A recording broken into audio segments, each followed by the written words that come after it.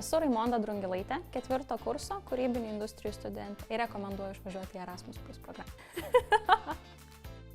Tai pirmiausia, atlikau praktiką tokia įmonėje, kurios pavadinimas yra Coworkation.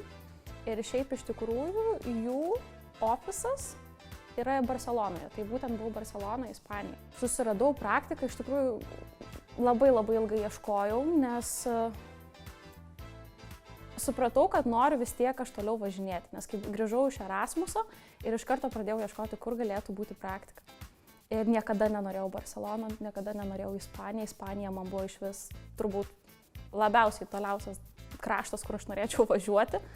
Bet gavosi taip, kad atradau tokį puslapį, pas mus per VGTU puslapį yra Partners for Value.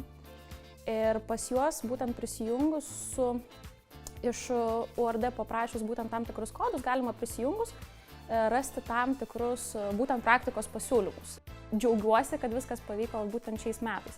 Ir gavosi tada taip, kad sakau, gerai, aš važiuosiu į Erasmusą.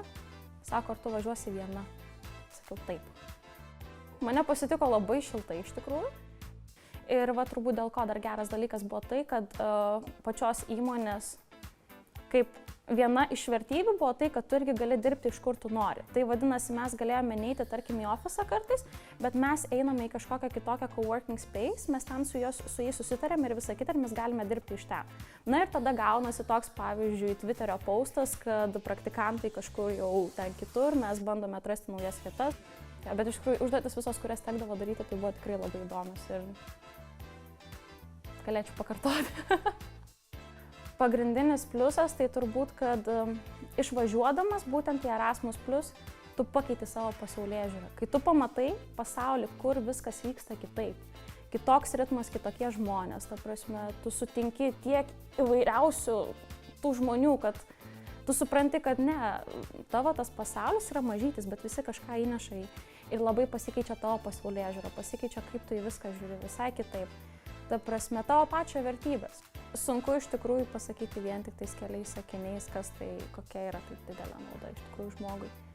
Tai yra vienas geriausių dalykų, kokius gali turėti būtent studentas ir vienas geriausių dalykų, kokius gali suteikti universitetas.